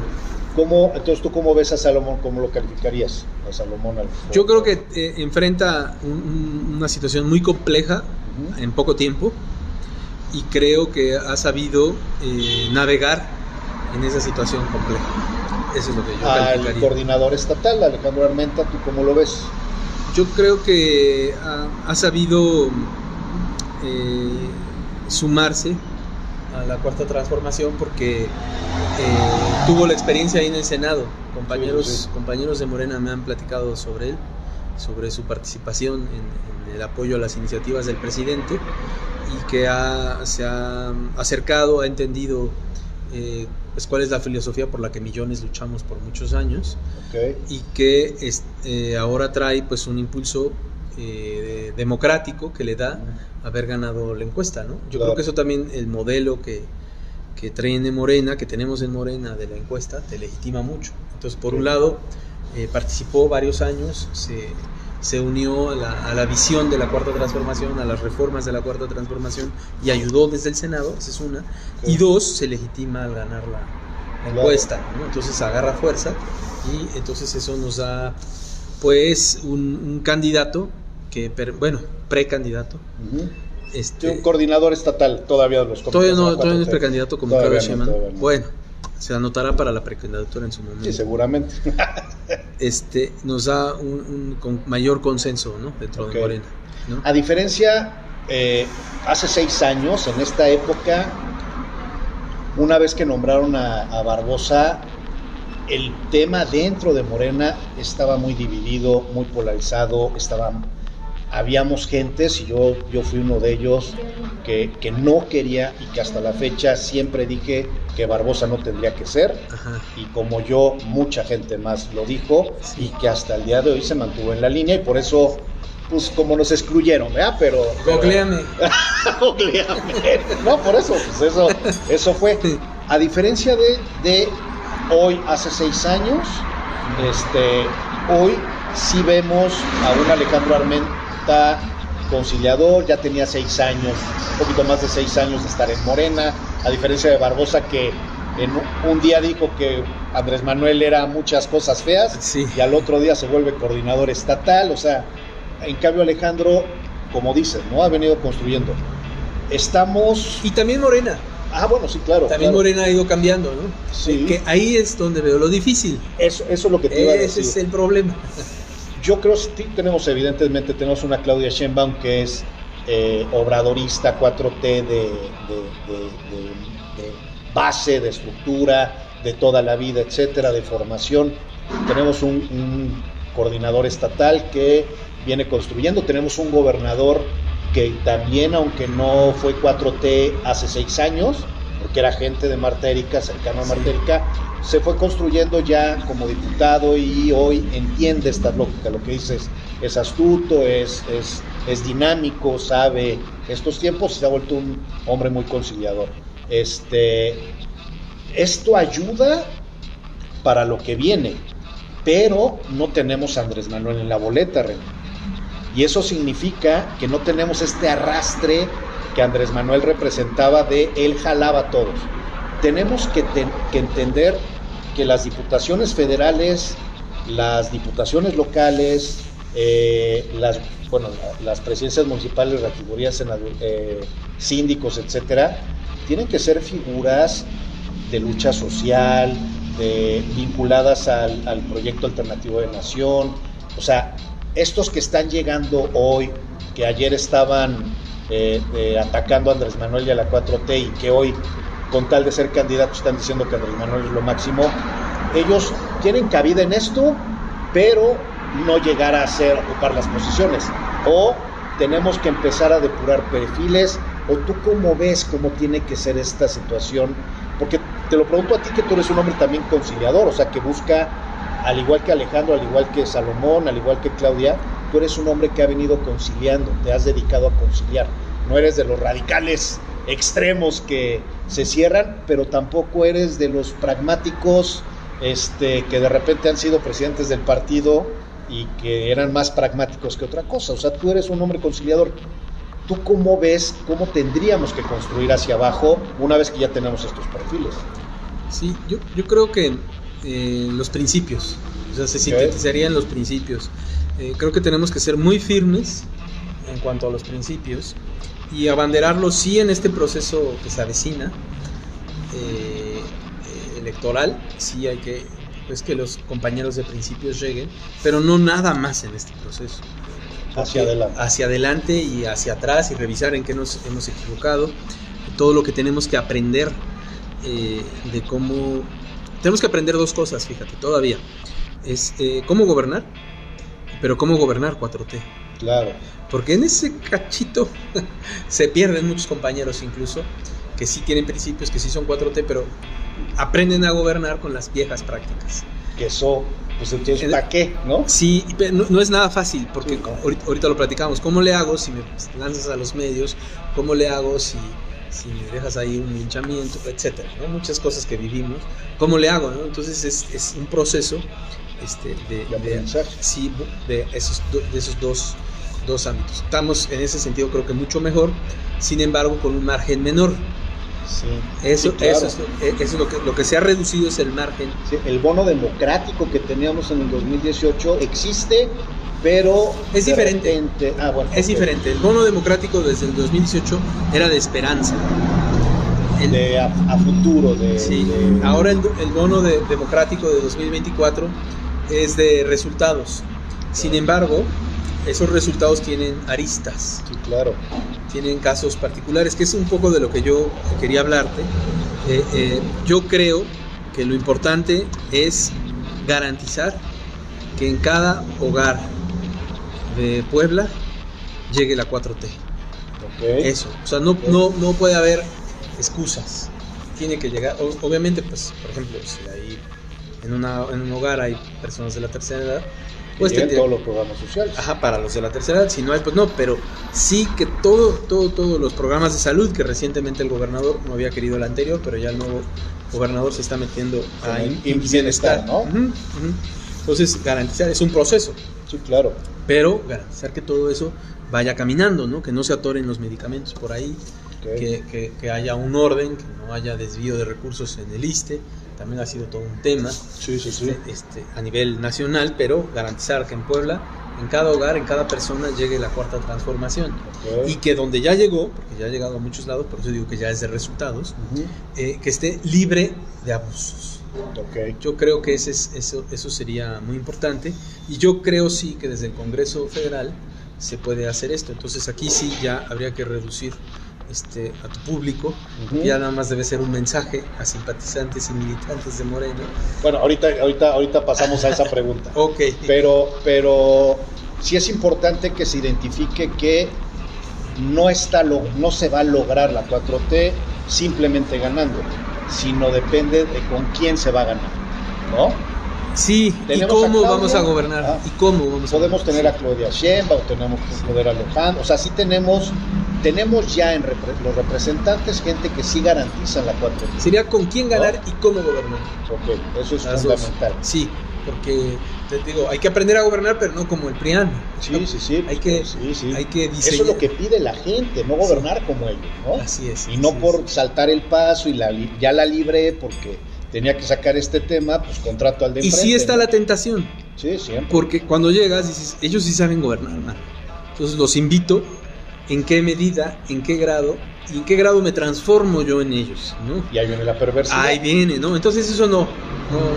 Sí, además ya aprendieron, o sea, ya por lo menos ya saben, muchos ya saben hacer oficios, muchos ya saben cómo se hacen los PBRs. Capítulo 1000, 4000. Ya saben cuáles son los 6000 capítulos, sí. ¿no?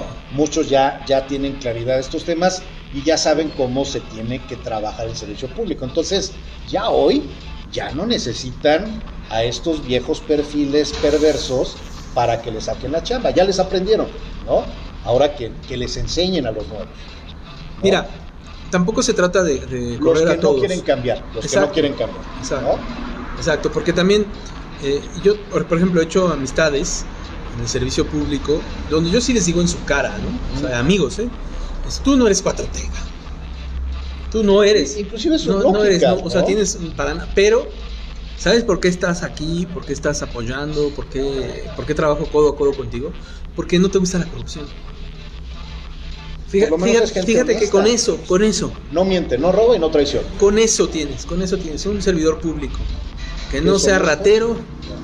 Ya con eso vamos de con gane, eso ¿no? Es suficiente. Obviamente, pues la cuarta transformación también son valores, son principios, son ideales, esperanza, un proyecto, muchas cosas. Que eso les cuesta. Pero con que no robes y me ayudes con eso la alivianas. Bueno, ahora todos los que nos están viendo en vivo, pero principalmente los que nos van a ver hacia adelante en las repeticiones, en on demand, etcétera, les pedimos que a todos aquellos integrantes que no sean o simpatizantes de Morena o militantes de Morena ya terminemos la transmisión, porque ahorita lo que quiero preguntarle es al militante de Morena, hacerle dos preguntas, nada más, dos preguntas, pero esto va dirigido ya nada más a los militantes y a los simpatizantes, porque te tenemos acá, René, no podemos dejar pasar la oportunidad de preguntarte. Tú sabrás que nos contestas. Entonces, ¿ya se fueron? ¿Ya? Ok, 1, 2, 3, 4, ya se fueron, ¿verdad? Ok, el siguiente paso es: ¿te vas a inscribir? ¿Te inscribiste? ¿No te vas a inscribir? ¿Vas a participar? ¿Le vas a entrar? ¿No le vas a entrar? ¿Para qué? Para senador, diputado federal, diputado local, presidente municipal, síndico municipal, regidor, una barbaridad. Barrendero 1, barrendero 2, ¿te inscribiste para algo? Sí. ¿Sí te inscribiste? Sí me inscribí. Mira, yo creo que hay que mantener la transformación, hay que defender los principios en la práctica, y quiero garantizar que en un distrito me inscribí para diputado federal. Ok. Interna, ¿Qué el sexto. Pero es para coordinador de los comités del Distrito Federal, ¿no? Sí, ¿En qué distrito? Sexto. Sexto distrito es el de... Amalucan. Del lado norte, sí. Nororiente. Sí. Norponiente. No, nororiente. Sí, de este lado, ok. Sí. Del nororiente. Así es. Sexto. Resurrección, Canoa. Ok. Toda esa zona. El actual diputado es Alejandro Carvajal. Así de ese es. Distrito, okay, Así ya, es. para que Así más es. o menos ubiquemos. Así es. Sí es importante mantener ese distrito por supuesto, para gente que sí son gente de la 4T. Bueno, quisiéramos que todos, ¿no? Sí, pero bueno, estamos hablando contigo primero, sí, ¿no? Primero sí, ya habrá forma de saber. Sí. Te registras para el sexto distrito. La idea es, no puedes, eso sí es evidente, no puedes hablar de propuestas, nada de eso, pero sí puedes hablar de cómo vas a construir o detonar la construcción de los comités de la 4T en este distrito sexto. ¿Cómo vas a construir si es que terminas siendo el coordinador? Sí, mira, es muy importante hacer realidad la cuarta transformación. Okay. Barrer casa por casa. Ir cada una de las casas del distrito, obviamente con un equipo bien organizados, pero sí ir casa por casa personalmente y ver cuáles son los temas de la cuarta transformación ahí. O sea, los que no han llegado, o sea, me tocó ver hace 3 años un caso para llamar la atención, que una señora de, no sé, unos 69 años tenía su pensión de tercera edad y su madre de 90, 92 años no tenía. Okay. Entonces esos detallitos revisar bien y los abusos, libre de abusos, ¿no? Yo creo que eso es lo más importante para que a partir de eso realmente nos organicemos, que de eso se trata la organización del distrito, nos organicemos como Morena en la realidad de la 4T, o sea, hacer la esperanza real. Los comités de la 4T, porque bueno, se oye mucho, a ver, el coordinador estatal de los comités de la 4T, ¿no? Sí. La coordinadora nacional, el coordinador federal en el estado, o sea, son como los cargos o las posiciones, en este caso, son coordinadores. Son encargos, son tareas. Ok. Es un encargo. Ese encargo, lo que representa, o más bien los comités de la 4T, son más allá que un tema electoral. Es buscar generar organización hacia adentro bajo los principios de la 4T. Sí, es que si no tendría sentido. Si Morena no fuera la cuarta transformación, o mejor dicho, no apoyara a la cuarta transformación, porque Morena es una herramienta. Sí, que es la herramienta política que se tiene. Así es, si Morena no se utiliza esa herramienta para la cuarta transformación, pues entonces Morena no sirve. Okay. ¿No? Entonces, para lograr eso, la cuarta transformación no solamente es un cambio de gobierno, sino es un cambio de régimen y es una revolución de las conciencias. O sea, de que todos los ciudadanos y ciudadanas cambiemos por un México más digno, por un México igualitario, por un México con menos pobreza, por el bien de todos. Entonces, eso hay que organizarlo. Y eso se construye a través de estos comités. Así es. Más bien se permea. Así es. A la gente a través de estos comités. Por eso también te digo que no solo es que lleguen los compañeros que hemos estado con los principios desde hace muchos años, sino cómo llegan, ¿no? Y cuando lleguen, ¿qué van a hacer? ¿No? O sea, no nada, por eso se necesitan los comités de organización y que realmente vaya al casa por casa. Casa por casa es marca de la casa. Es parte, es lo que diferenciaba o diferencia todavía de todos los partidos, es lo que hacía Morena. Y lo que debe de ser. ¿No? Y lo que debe de ser, porque por eso decimos por el bien de todos, primero los pobres. Es de todos, ¿no? Entonces tenemos que ir casa por casa, tenemos que llegar a todos los rincones. Y esa es mi propuesta, ¿no? Sí, por supuesto, caminando, organizando, dando seguimiento, informando. Muy importante informar. Y conociendo. Fíjate que creo que, te digo, ya estamos en una etapa de por qué no llegó aquí el programa. Sí. O sabes que no sabías que existe este programa, o sabes que no sabes que ya en el ISSSTE tienes derecho a que te llegue la medicina. El tema de difundir, de boca a boca. Si los medios no lo dicen, hay que decirlo. Y de organizar. Son los dos, difundir, que se conozca, y también organizar. A ver, cuántos en esta colonia, ya llegó, no llegó, a ver qué pasó con el brigadista, etcétera. O sea, que se haga realidad. Claro. O sea, ya no es un asunto. Eso es fundamental. Sí. Oye, entonces tú te ves para el segundo piso, le dicen, ¿no? El segundo piso de la cuarta transformación, sí, que es lo que viene. Sí. Tú te estás viendo, a lo mejor no desde el litigio como lo estás haciendo hoy, sino desde la construcción de marcos normativos, de normas, reglamentos, leyes, sí, para fortalecer el segundo piso a través de la normativa y de la gestión y de la gestoría, ¿no? Es que también ese es un litigio, también también es una lucha en la que hay que confrontar las resistencias, los remansos internos que ya hemos hablado, y también las resistencias externas, que eso todo es lo que hace importante, falta, ¿no? Todo lo Por que... eso el tema de buscar que sea la mayoría en el Congreso para poder lograr estas reformas que se quedaron en el tintero por no lograr. Ya hablamos de los monopolios, ¿no? La autoridad antimonopolios mexicana, pues es un chiste, ¿no? Claro, eso es parte de lo que hay que reformar, ¿no? Eso nos falta. Oye, antes de despedirnos, quiero pedir a nuestro compañero producer temporal que tenemos hoy. Fíjate que se nos acabó el celular y no puedo dar los mensajes. Entonces no sé si tienes en tu teléfono los mensajes y acá los leemos para que no nos quedemos con la audiencia que nos escribió y que no pude decirlos porque mira, mano, se nos acabó la batería. Entonces si los tienen, ahorita acá se los voy a leer. Muchas gracias.